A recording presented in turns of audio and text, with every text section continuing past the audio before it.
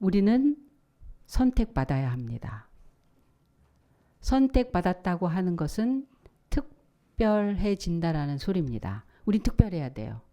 왜? 하나님이 그런 존재로 만드셨기 때문에. 특별하지 않으면 우린 무너져요. 특별한 사람을 느끼기 전에는 우리는 내가 어떻게 살아야 될지 항상 방황하고 두렵고 어지럽습니다. 선택받았다고 하는 것은 다르다라는 소리고, 선택받을 때 비로소 사랑받았다고 생각이 됩니다. 여러분 직장에 취직할 때 그 선택받은 거거든요. 얼마나 좋아요. 얼마나 아슬아슬하고 두려운 일이에요. 될까? 안 될까? 되면 그 다음부터 열리는 길이 있고, 안 되면 이건 뭐 닫힌 곳에서 다시 시작한다라는 그 고통이 있는 거잖아요. 직장 선택받아야 돼요. 학교 합격됐습니다. 이것도 선택이에요. 나머지하고 다르다는 소리예요. 다르기 때문에 우리는 받아들이고 싶다라는 거예요. 학교에서 받아들이고 직장에서 받아들이고, 여러분 사랑하는 사람을 만나는 건 선택받는 거예요. 그 사람을 내가 사랑하고 그 사람이 나를 사랑할 때 난 다르다는 소리거든요. 이 세상의 인구가 80억이 넘어요. 그중에 반은 여자고 반은 남자입니다. 40억이 여자고 40억이 남자예요. 그 사람과 결혼할 때는요. 39억 9,999만 9,999명을 버린 거예요. 다른 거 버리고 달라. 너여야 돼. 너여야 돼. 당신이어야 돼. 당신만이야. 이거거든요. 결혼하고 사랑하고 인생을 같이 산다라는 건 그런 거거든요.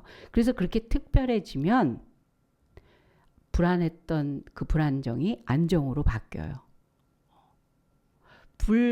불만족했던 부분이 만족스러운 그런 내용들로 채워지기 시작합니다. 특별해지니까, 사랑받았으니까. 여러분은 태어날 때 그냥저냥 태어나셨습니까? 아니면 일부러 작정된 특별한 섭리와 계획, 뜻으로 이 세상에 보냄받은 사람입니까? 누가 일부러 너 아니면 안 돼. 너 아니면 이 세상에 그 자리는 다른 사람이 채울 길이 없고 존재할 수 없어 라는 그런 섭리 때문에 그 자리를 다 정해놓으신 그런 존재입니까? 아니면 요즘 사람들이 애들 낳는 시즌이야. 아니면 요즘은 애들을 별로 원하지 않아서 드물게 태어난 아이 중에 하나야. 인구가 많은데 또 하나를 낳은 거야. 그런 납니까?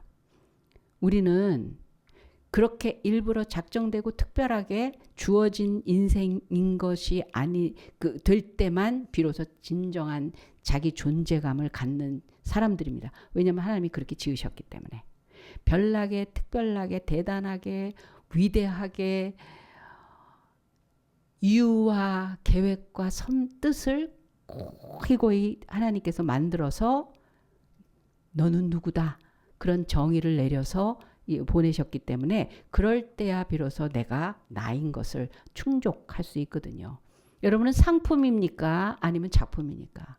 상품은 진열대에 놓여 있으면 고르는 사람이 자기의 필요에 따라서 가격에 맞으면, 사이즈에 맞으면, 내 필요에 맞으면 고르는 거예요. 그러다가 원하지 않으면 반품도 하고요. 그리고 쓰다가 버리고요. 그래요. 상품은 또 있으니까. 여러분 또 있는 그 무엇입니까? 아니면 너 아니면 안 됩니까? 너 아니면 안 됩니까?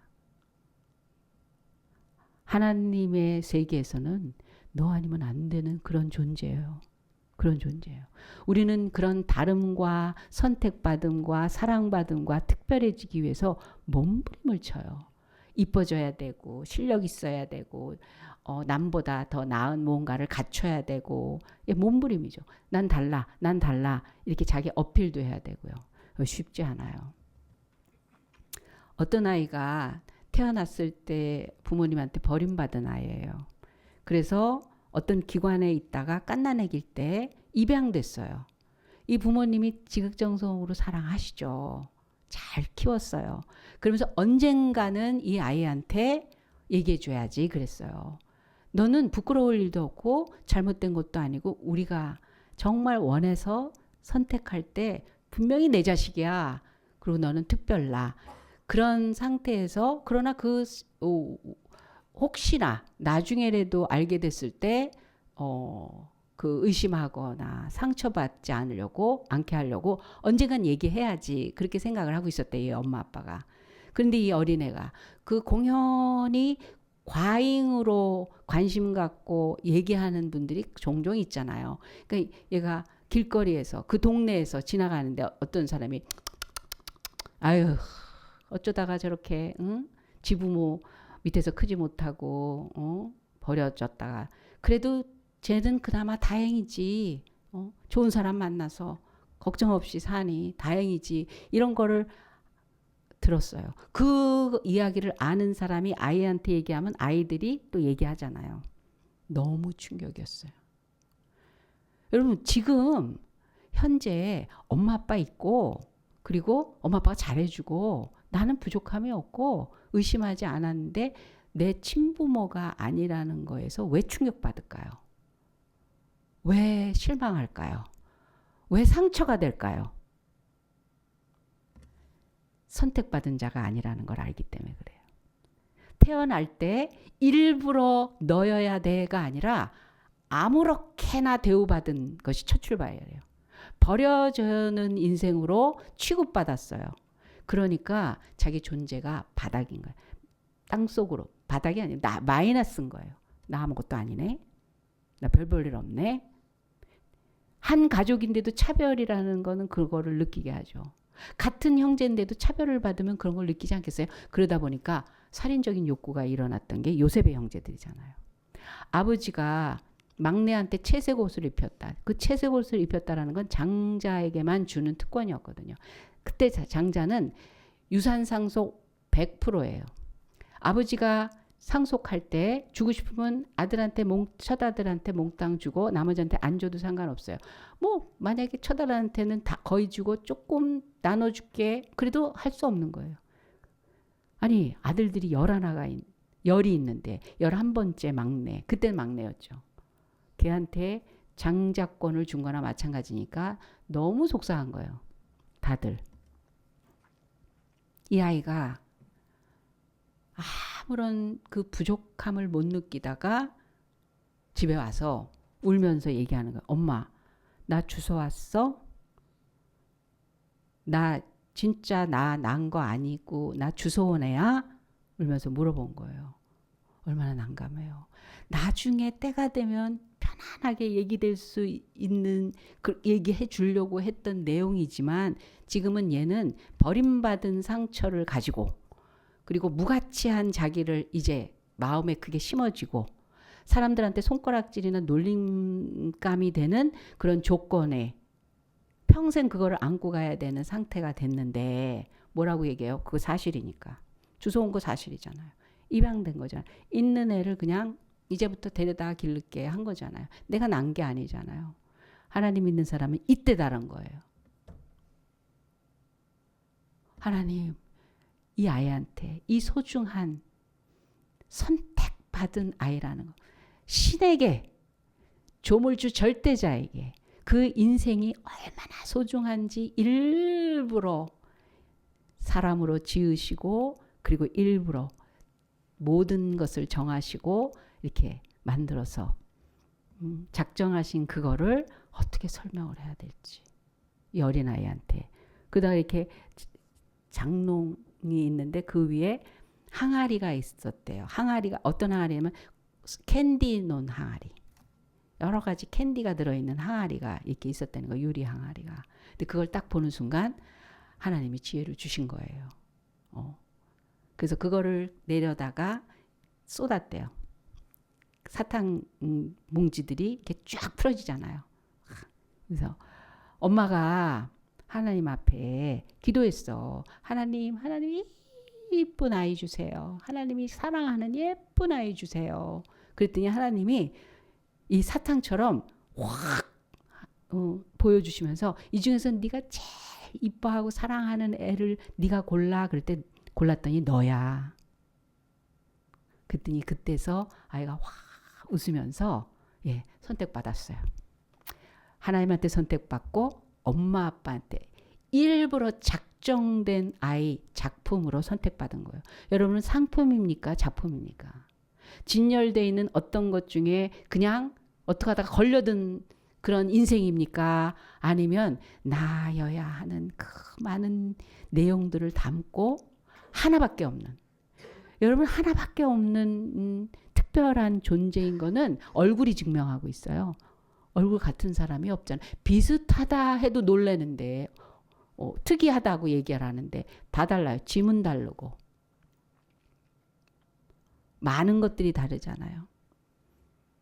80억이 같지 않은 게 있다라는 게, 그 누구도 같지 않은 게 있다라는 게 얼마나 특별한 섭리입니까? 너여야 된다는 거예요. 당신이어야 된다는 거예요. 너 대신할 자가 아무도 없다는 거예요. 얼굴도 다르듯이 지문도 다르듯이 성격도 다르듯이 모든 게 다르잖아요. 다른 것은 하나님의 사랑의 징표예요. 특별하다는 징표예요. 우린 몸부림칠 필요 없어요. 선택받기 위해서 몸부림칠 필요 없어요.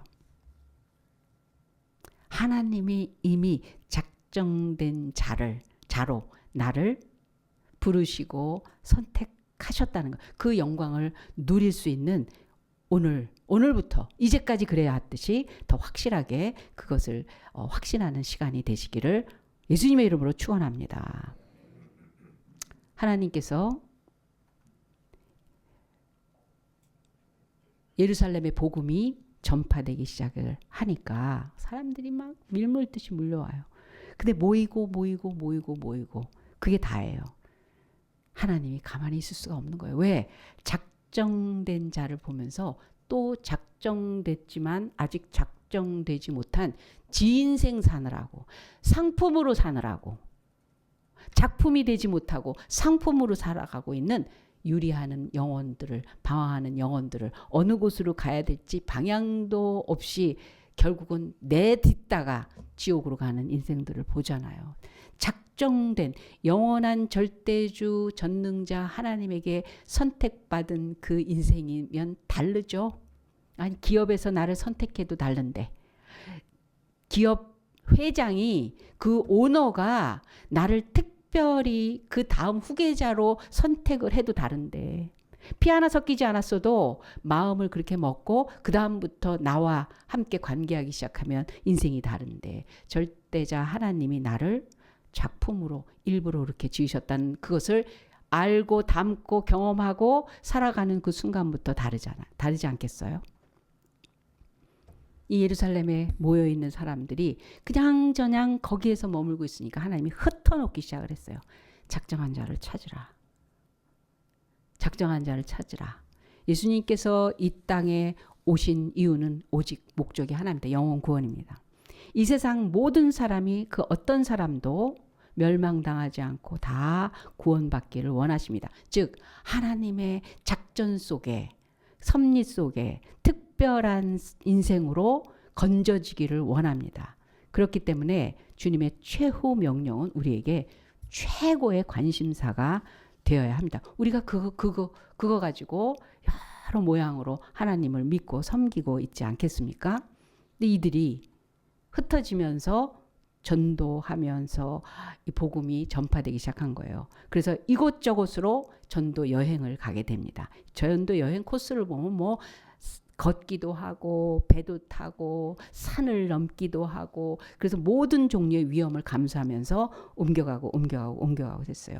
어느 날 비시대 안디옥에 도달했습니다. 회당에 들어가서 복음을 전도했더니 사람들이 솔깃하는 거예요. 그러면서 다음 주일에도 와서 설교해 주세요. 그랬어요. 그래서 다음 주에 갔더니 그 온 성에 있는 사람이 다 하나님의 말씀을 듣고자 모였다는 거예요. 이렇게 신나는 날이 어디 있어요? 그 전하기가 얼마나 어렵고 안 받아들이는 사람이 얼마나 많은데, 그런데 이때는요, 기적같이 이 모든 반응들이 너무 황홀했어요. 근데 한편으로 부정적인 일도 있더라는 거예요. 시기하는 사람. 바울과 바나바가 담대히 말하여 가로되 하나님의 말씀을 마땅히 너희에게 먼저 전할 것이로되 너희가 버리고 합당치 않은 자로 자처하게 우리가 이방인을 향하노라. 그 이유가 뭐냐면 그 무리가 보고 시기가 가득하여 바울의 말한 것을 변박하고 비방하러 우리가 작정되어 있는 삶을 사는데 하나님이 나를 작정하고 그 특별한 사람으로 작품으로 살아가는데 그래서 가치가 달라요. 미켈란젤로의 작품은 똑같이 그림은 모방품이고 사기치는 거예요. 이게 그 사람 겁니다 하면 하나밖에 없어요. 널려 있는 것 중에 사이즈 다른 게 아니에요. 모양이 더 그럴듯한 게 아니라 색깔을 좀 더 다른 걸 입혔다는 게 아니에요. 우리는 하나밖에 없는. 그래서 그 가치가 하나님 속에서 살펴지기 시작을 하면 의미와 가치와 방법과 때와 장소 이 모든 것들이 하나님의 관심 속에서 하나님의 손길 속에서 이루어지게 돼 있습니다. 무엇이든지 구하라 내가 시행하리니 하나님이 그렇게 약속하셨어요.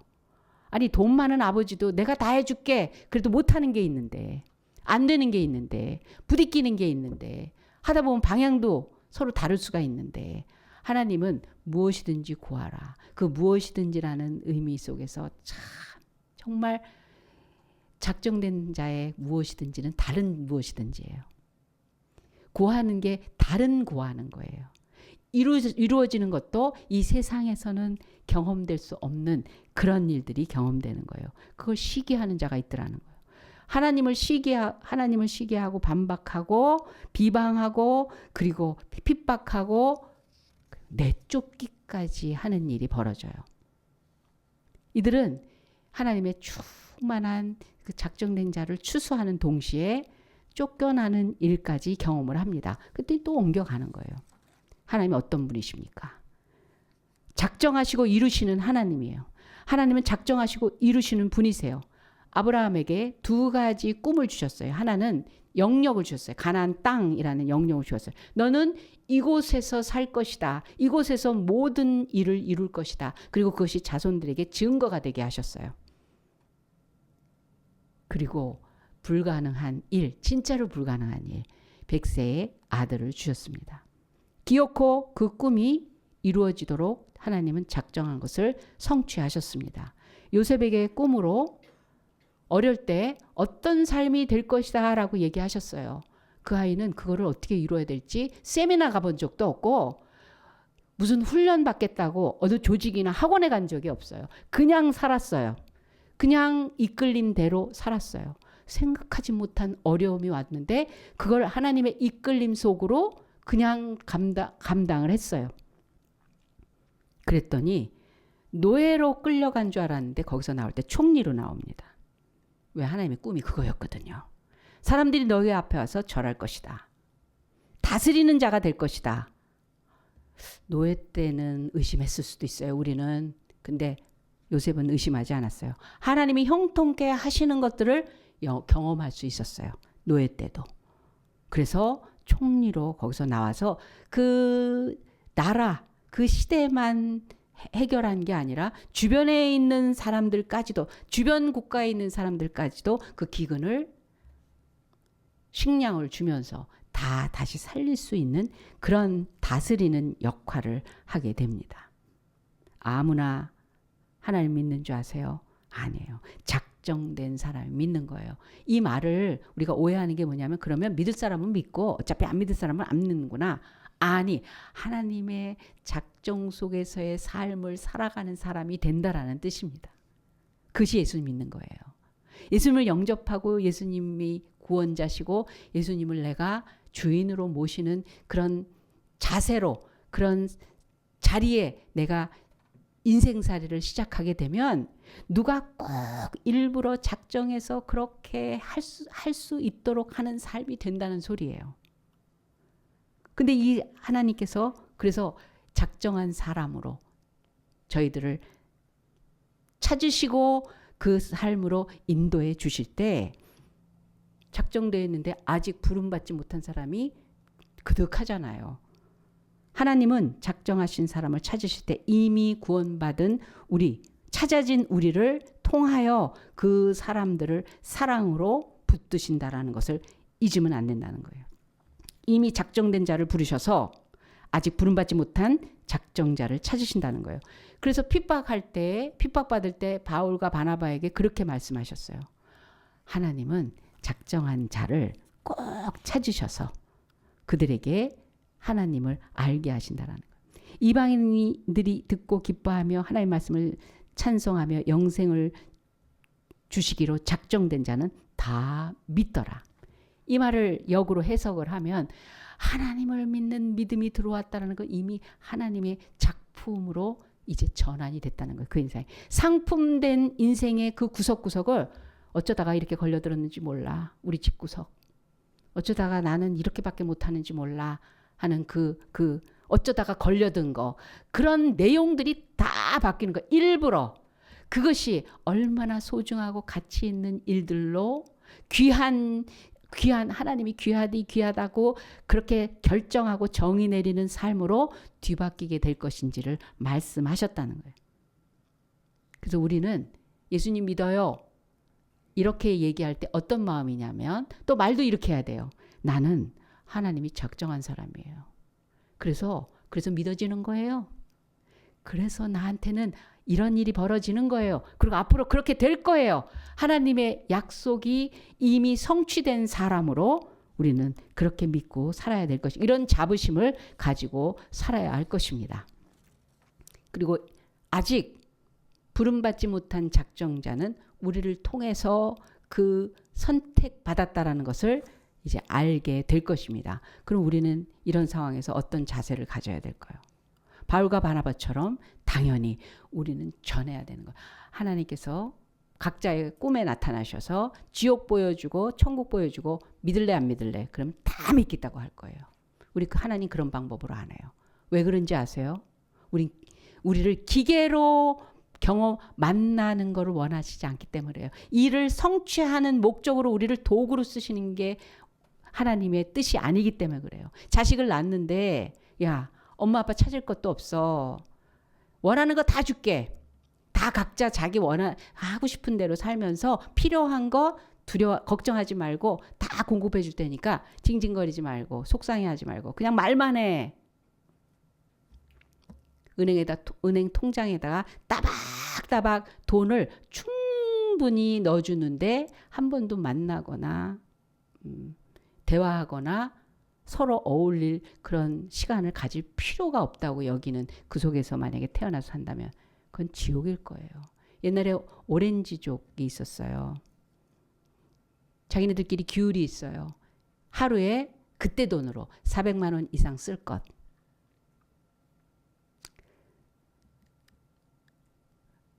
그리고 매일매일 자기네들이 취해야 될 행동들에 대한 규율이 있었어요. 돈은 그렇게 쓰고. 집에 들어가면 엄마 아빠는 바빠서 얼굴 볼 수가 없대요. 돈만 있대요. 돈만. 환경이 그닥하게 다 원하는 거 다 갖춰져 있어.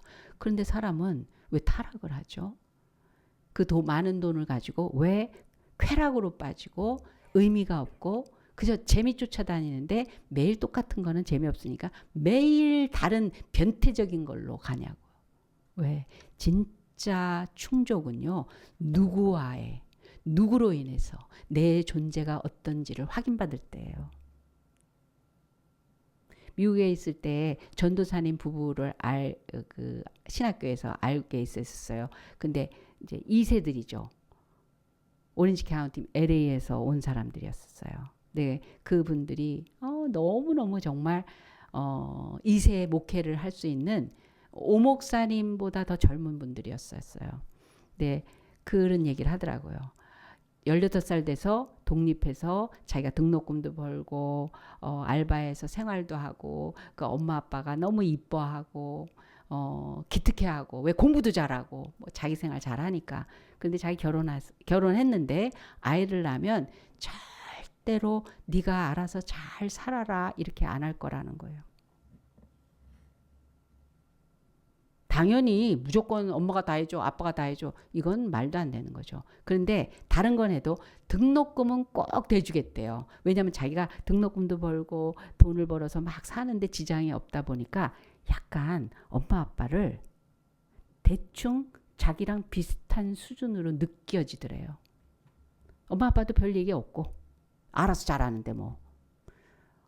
그거는 건강하지 못한 것 같더래요. 그래서 등록금이라도 줘서 그래도 엄마 아빠 있어야 되고, 그래도 엄마 아빠가 나를 이렇게 내 마음 편안하게 나를 위해서 이렇게 해주시는, 사랑하시는 분이 나한테는 있어. 이게 굉장히 중요하다는 걸 잘 깨달았다는 거예요. 자기 엄마 아빠랑 사이가 좋은데도 불구하고 나는 애를 낳으면요, 등록금까지는 꼭 대줄래요. 하나님이 우리를 통해서 누군가를 사랑하는 거를 꼭 알려주고 싶어 하시는 건 이유는요, 내가 그 사랑을 받고 있는 걸 재확인해야 돼서 그래요. 내가 얼만큼 작품으로 작정되어 있는가를 계속해서 확인받게 해주고 싶어서. 너여야 돼. 그렇듯 저 사람이 그걸 알아야 돼. 네가 받은 사랑 저 사람도 받아야 돼. 너가 받은 구원 저 사람도 구원받아야 돼. 저 사람은 아직 몰라서 지금 이게 헤매고 있는 거잖아. 근데 너는 그랬잖아. 그렇지, 그렇지, 그렇지. 교회도요, 하나님 모르는 사람이 계속 오면서 그래요? 와, 말도 안 돼. 그렇구나. 아, 진짜구나. 이런 거 볼 때 우리가 받은 이게 얼마나 큰 건가. 그래서 작품이 상품으로 변질 안 돼요. 자기가 작품이면 그렇게 더러운 짓 안 해. 그렇게 함부로 아무데나 놓여 있지 않아. 아무한테나 자기를 팔아먹지 않아. 하나님이 주신 이 고귀함을 지켜나가요. 주는 나의 반석이, 하나님이 주시지 않은 거에 넘어가지 않아. 하나님이 주셔야지, 진짜지. 뇌물에 그저 꿀떡꿀떡 그런 거 안 해요. 유혹, 그 잠깐 좋은 거 가지고 내 영원한 거 잃어버리고 싶지 않아요. 자기가 작품이니까. 미켈란젤로가, 레오나르도 다빈치가, 그 유명한 그 모든 아티스트들이 우리의 양식을, 우리의 영혼의 양식을 이렇게 보충해주는 많은 고급스러운 그런 인력들이 자기가 만들어냈던, 자기를 통해서 이렇게 나왔던 그런 작품들이 함부로 다뤄지는 거, 그거를 용납하겠어요? 하나님이 그 작품이 막 망가지는 거를, 그 망가뜨리는 그 대적자들을 하나님 가만두시겠어요? 하나님이 우리를 작품으로 만든 그 내용들이 많아요. 우리 생긴 거, 뭐 이런 거, 그건 아무나 흉내낼 수 없는 거거든요. 그런데 뭐 얼굴이 검어네, 뭐 피부가 어떠네, 뭐 생긴 게 왜 저러네, 뭐 어느 동네가 어떠네, 이거요 하나님 건드리는 거예요. 그래서 우리가 직접 싸울 필요 없어. 하나님 하신 일을, 하나님의 작품을 막 다뤄? 그건 하나님이 직접 싸우실 것입니다. 핍박일지라도, 시기를 부릴지라도, 비방을 할지라도 그게 하나님의 작품을 건드리는 일이면 하나님이 흥분하셔요. 그래서 우리가 그거를 충분히 감수하는 거예요. 전하지 않으면, 전해야 우리도 살고 또 하나님의 뜻이 이루어지기 때문에 우린 전할 것이며, 그럴 때 우리에게 다가오는 그 원치 않은 그 반응들, 이것도 우리는 감수할 것이며, 그런다 한들 우리는 또 전할 준비를 하며 떠나게 될 것입니다. 작정자 찾기, 이게 하나님이 작정한 자는 다 믿더라. 그래서 담대하게 너도 믿을 사람이야. 너도 작정됐어. 하나님께서 하나님의 특별한 작품으로 준비해. 그렇게 살 수 있도록 하나님은 부르신 것이다. 이것이 전도의 내용이 될 것입니다. 우리 옆 사람한테 얘기해 줘야 되겠죠? 너 특별나. 작정됐어. 운명, 팔자요. 잘 때는 팔자요. 네, 잘 때는 팔자요. 작정했어. 아멘 해야지. 나를 그냥 뭐 쳐다보지 말고 그냥 아멘, 아멘. 그래야 되겠죠. 우리 그런 확신을 가지고 하나님 앞에 주어진 삶에서 내가 또 작정된 자를 찾는 이 일이 존재하는 가장 큰 이유 중에 하나구나. 그것을 믿고 열심히 전하는 저와 여러분 되시기 바랍니다. 기도하겠습니다. 하나님 아버지, 감사합니다.